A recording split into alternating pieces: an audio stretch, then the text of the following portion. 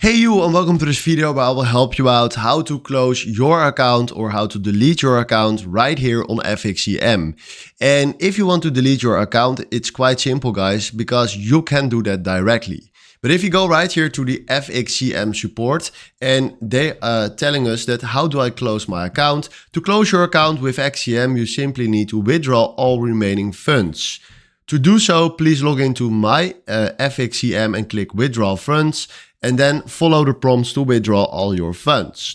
So you need to do that. So click there on my FXCM, then go further and log in with your account details and make sure that you withdraw everything from your FXCM account.